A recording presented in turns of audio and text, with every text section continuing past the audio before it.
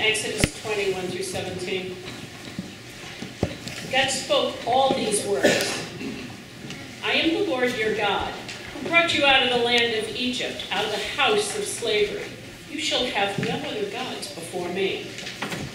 You shall not make for yourself an idol, whether in the form of anything that is in heaven above, or that is on the earth beneath, or that is in the water under the earth.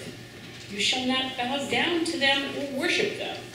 For I, the Lord your God, am a jealous God, punishing children for the iniquity of parents, to the third and the fourth generation of those who reject me, but showing steadfast love to the 1,000th generation of those who love me and keep my commandments. You shall not make wrongful use of the name of the Lord your God, for the Lord will not acquit anyone who misuses his name. Remember the Sabbath day and keep it holy. 6 days you shall labor and do all your work. But the seventh day is a Sabbath to the Lord your God.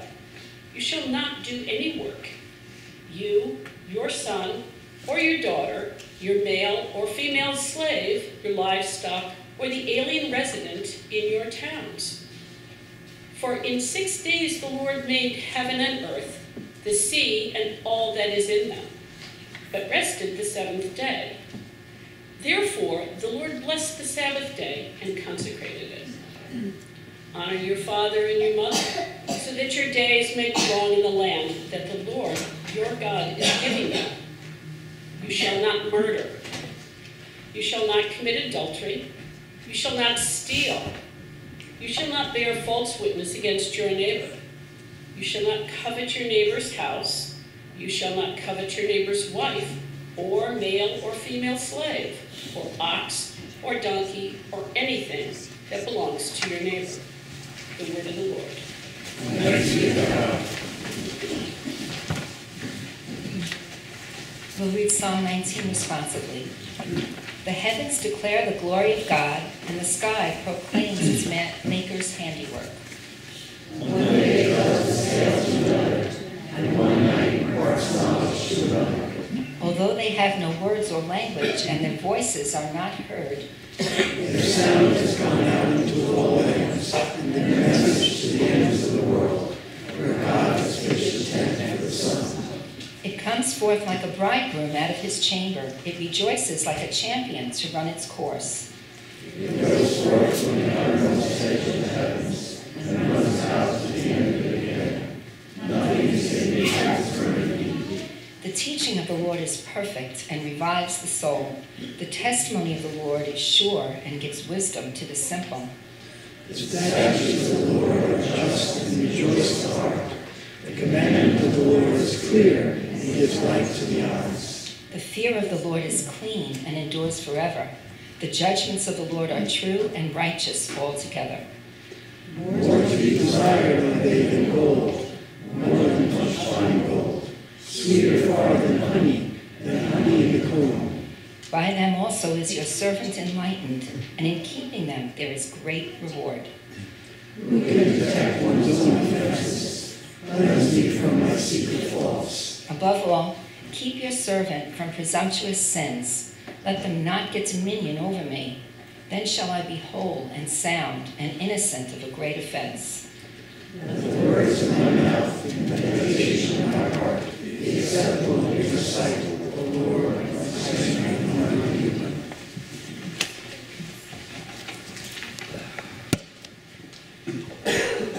The second reading is from 1 Corinthians 1, 18 through 25.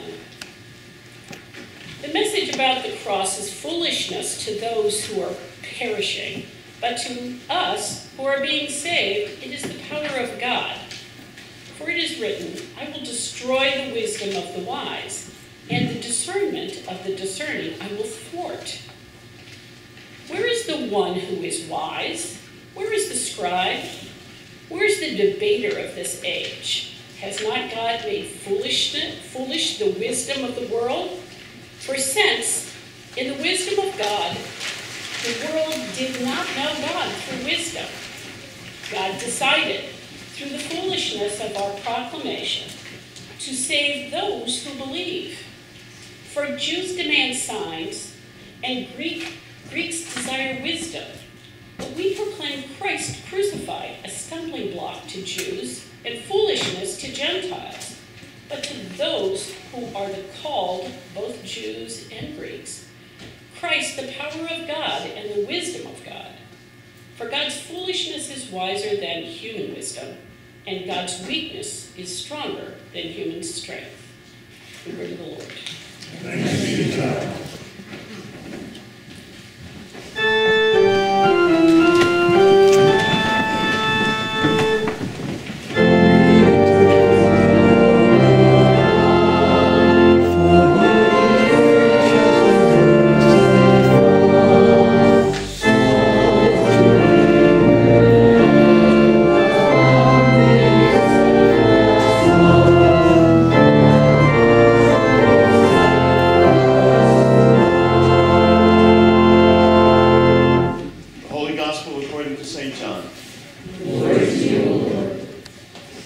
Passover of the Jews was near, and Jesus went up to Jerusalem.